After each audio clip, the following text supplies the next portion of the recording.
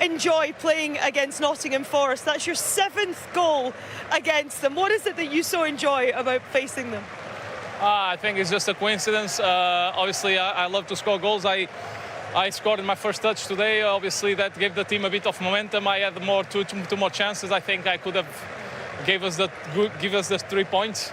Unfortunately, I couldn't, and game on. What was said on the bench before you came on? Because it was both substitutes who made the impact after 22 seconds. I actually said to him, we were watching the cup cup goal 2 or 3 years ago where he passed it to me, and we were on the touchline there, and I was just saying, yeah, let's go now, recreate, you assist, take the corner. And it was a goal. It was one of those occasions.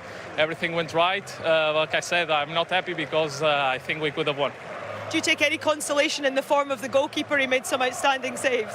Yeah, I was telling that to my previous coaches there in Wolves. I think he did 2 great saves. Obviously, you want to do better, but I think he was good as well. Liverpool remain unbeaten away in the Premier League this season. I know you're a little bit disappointed, but do you still take some comfort in the position that you're in with a game in hand at the top? Nah, I think it's a long way, Premier League. Every ground you go, even at home, it's always hard. So, yeah, it's 1 more point, but obviously we wanted the 3. Congratulations on your goal. Thank you. Thank you. For it in the second period, but Liverpool, I mean, they ended the game so dominantly. Okay, they put everything on the line, didn't they? In the last 25, 30 minutes, I mean, it was all or nothing from them. Absolutely, yeah. I mean, they were chasing the game from the first half, going 1-0 behind, but I definitely thought they were the better team overall, even though I would have felt slightly sorry for Forest if they hadn't got anything out the game, because they put an awful lot in. But visually, they look so much fitter and so much stronger in that second half, Liverpool, that, as I say, if there was going to be a third goal and a deciding goal, I fancied it being Liverpool. I think Nottingham Forest will be relieved for the final whistle, more so than Liverpool. But it keeps it interesting. It was a great game for a 1-1. You know, it was not like it was filled with goals, but it had pretty much everything. Their goalkeeper, Sells, made a couple of brilliant saves as well. So, yeah, it was a fascinating game and typical Premier League game. Yeah, absolutely. And to sum up Liverpool's dominance, the last 13 shots on goal in that game came from Liverpool. That sequence was started by Diogo Jota's equalising goal. 22 seconds after coming off the bench on. That's what you want as a sub, isn't it? Come on, your first touch, little header. He always amazes me when he's in that box. The amount of headers he wins and the opportunities he gets, but the ball in now is an unbelievable, right in the area it needs to be, and he's there. And the header, it's a nice glancing header into that far corner, man. You'll be proud of that. It is, yeah, it is a really good header. I just wondered whether Murillo got a tiny touch on it, which would have made the header even more difficult. He wouldn't have had time to adjust. I thought it's just skimmed Murillo's head there. But we see him just coming on, having a quick chat with Luis Diaz, and then just ghosting between Wood and Murillo. And, I mean, just finding, here, this is the one. I just think it clips the head of the defender there. But anyway, it was a really good header, really important header. And I'm fascinated by how many goals he scores with his head for someone so small. I was just going to say, he's got this knack of getting in between big, you know, physical centre-backs. Yeah. But still manages to find that space. His timing is good. His jump is good. Not that he needed it necessarily there. He wants to score goals, and that sounds an obvious thing, but, I mean, some people go into the box for a corner and just go through the motions. They think, well, there's some big defenders in here, I'm never going to win a header. But I genuinely think he thinks he's going to score every time a cross comes in. And if you've got that attitude, then you've got far better chance of scoring it. So, yeah, I mean, an amazing record with his head for someone so small. Yeah, and considering Forest have been on this brilliant winning run of late, had kept 5 clean sheets in the last 5 games. They've taken some work to get breached. Will they be disappointed with how they conceded there? Yeah, more than anything, I think from a set piece where they've been so solid, and it wasn't a great deal of movement or cleverness within that in that situation for Jota to get free. He just ghosted into the space where that zonal marking gap was, and the ball landed perfectly where he was, to be honest. So, yeah, I think they will be upset. But then at the same time, they would have, like I said, they would have taken a point from this game before the game kicked off. But Liverpool laid siege on that Forest goal, especially towards the last 15, 20 minutes. Let's have a look at the best chances that fell their way. Was it a combination of wayward finishing and some brilliant goalkeeping, Michael? Absolutely, yeah. The goalkeeper made a couple of great saves, makes himself big there. Jota cut inside on his left foot. Liverpool pinching the ball high. Mo Salah, you know, and that's a real good shimmy to shoot and cut inside, but goalkeeper's live to it. And then Jota again, as Trent Alexander-Arnold plays a cracking ball across. And that is a brilliant save. I mean, Jota does everything well. Bouncing like that, so easy to sky it over the bar, but he keeps it down and the goalkeeper makes a great save. And then it was Mo Salah's turn, Sean. Yeah, it was, and you can see exactly what he's trying to do here. He just doesn't set it wide enough, and Sells again is there to stop that. And then another great ball in, and just chances, and Aina's there on the line and that for me is a fantastic block. The way he turns his body just so it hits him on the thigh there is brilliant from him. Salah did everything right, didn't he? I mean, he again kept it low, kept it on target, hit it really well. This is incredible. I mean, when I first saw it, I thought brilliant, but then when I saw it for the second time, you see that little deflection and how late he sees it and how he adjusts and tips it round. I mean, he couldn't believe it, and nor could I. No. I mean, you can see Slot almost with a wry smile there. So let's get his post-match reaction, shall we? Here is the Liverpool head coach. Have you had a bigger impact? 22 seconds before they linked to give you the equaliser. Yeah, you need to be a little bit lucky with that because we took Ibu out, who's normally a big threat in set pieces. But we all know Jota can score a goal. Costas has a good set piece. So yeah, we brought them in to score a goal during the game or in the end of the game, but they immediately did it after 20 seconds. And you spoke pre-match about the Forest defence. I mean, it could have been more, couldn't it, had it not been for their goalkeeper and some of the saves? Yeah, their goalkeeper, but definitely also the defenders, because I think the goalkeeper had to make a few incredible saves, but their defenders also prevented some shots on target because they blocked almost every shot. I couldn't have asked for more. Second half performance was outstanding. There are not many teams that can create so many chances against a team that's defensively so strong. And unfortunately, we couldn't score the second. That's the thing, isn't it? They're quite happy for you to have the ball. How does that affect the dynamics and obviously the way you then have to go and try and break them down? It's so difficult. I said it after the United game. Every time you have the ball, you have to go past 11 players because the other team, when the goalkeeper has, they kick it long. So that is also their strength. So first you have to defend it, which is difficult enough because Wood and all these fast wingers. So first you have to win the second ball, and if you win the second ball, they just go back in a low block with 11 players around the 18-yard box, and then with such a good defenders and a good goalkeeper, it's so hard for every team to create here. That's why I was so happy with our second half performance, because it was just one chance after another if we played, because there was also a lot of moments where it took a while before the restart was there. I was going to say, there seemed to be a lot of frustration on the sidelines. What was the main cause of that, do you feel? Us being 1-0 down or being 1-1, that's always the main reason to be frustrated.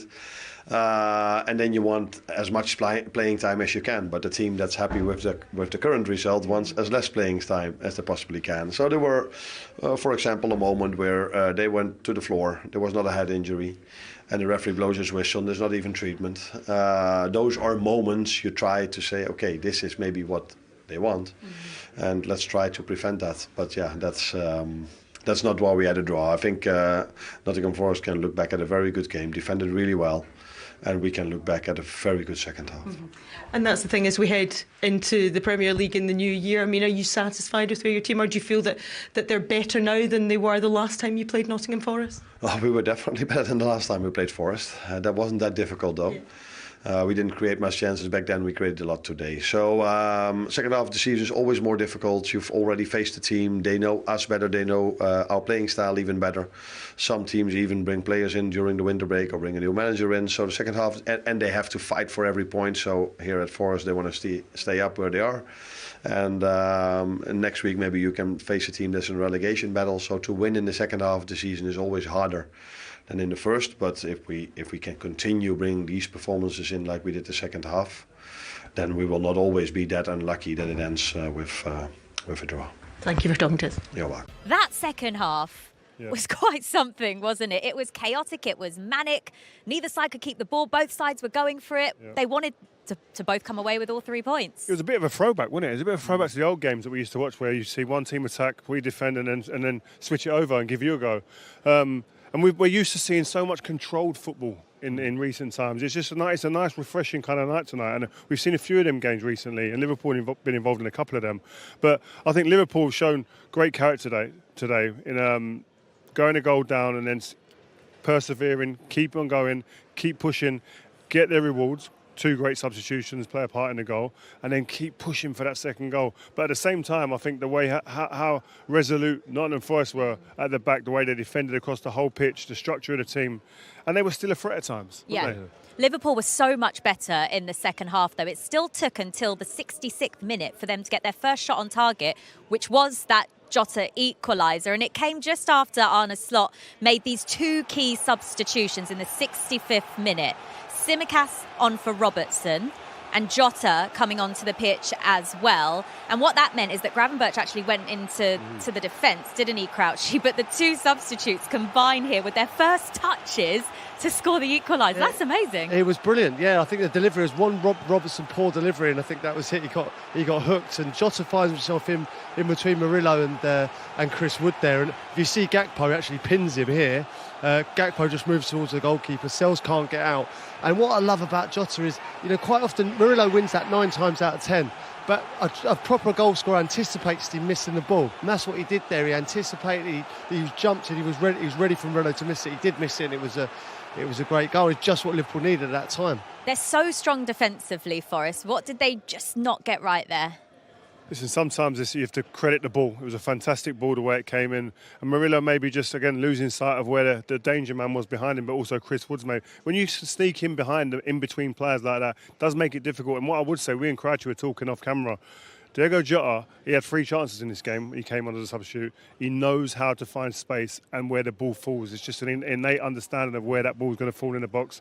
Unfortunately for him today, that a goalkeeper was in magic form. He couldn't find a winner. How good was the Forest keeper, Matt Sells? Honestly, some of the saves he made there was one from a deflection that was absolutely world class. And Jota again, I think it was another one where he came out and smothered it. He was first class. I thought Murillo, I think it was the right decision to give him man of the match, but Sells must have run him close. Why were Liverpool so much better in the second half? I think it's just urgency. I mean, in the first half, I think they were taking shots from distance, didn't really have their shooting boots on. Second half, it was important. They upped the tempo and changed the game. Well done, mate. As you can see, Chris Wood has come out to join us now. Chris, I think we should say congratulations for taking a point out of that game. But how do you feel after going in front to only come away with a point? Look, yeah, I think in the manner of how it's worked out, it feels a bit more of not a defeat, but like a bit more frustration and disappointment, especially the way we conceded. We're normally a lot better than that at set plays, and the way we conceded just leaves a sour taste in the mouth. Doesn't it show how far you've come, though, the fact that you are disappointed to draw this game against the team top of the table? Yeah, well and truly. They're a good side. They've shown it all season, and we had to stand up and be counted today. And it shows Liverpool have come a long way, but we've got still a long way to go to keep competing and winning these games. Chris, I was bigging you up before the game. Yeah, I was. You didn't let him down, Chris. You got to watch the show before. We talked about it. No, I said what a good finisher you are, right? And you proved that to be the case, And I have to say, in this team, we soak up a lot of pressure. You don't get many chances, so when they do come, you have to be clinical, and you were today. Yeah, I mean, definitely. I mean, especially in a game like today, we're not going to create tons and tons, but we've got to... Have a look at this, Chris. Go on. Yeah, talk us through it. We've got to just take opportunity when it comes, and I think it's one of those, the ball's bouncing around and it's been able to break and found himself in that pocket, and the ball is weighted perfectly, so I don't even have to think about taking a touch. As a striker, you just try and put it across goal. It is a wonderful run here. What's your thoughts as the ball's come into you here? What are you thinking as you're lining up to shoot this? It's one of those, just get it on target and get it across goal. It's very hard for a keeper if it's going across them down in the bottom corner, and that's where you just try and make it as difficult as possible and hit the target and put it in the back of the net. How much are you enjoying it this season? Obviously, like a lot of goals, and it's the creativity behind you, the pace around you, like almost like a 4 with Morgan Gibbs, White, Alanga and Hudson-Odoi. How much are you enjoying that? Oh, very much so. Yeah. I'm enjoying it so much, and we've got great players around us throughout the whole team, but the creativity of the 3 boys behind me are fantastic. They've shown their class over and over, and they continue to develop and continue to get better, and I reckon they'll get even more better. I mean, they're young still, and they've got a lot to come.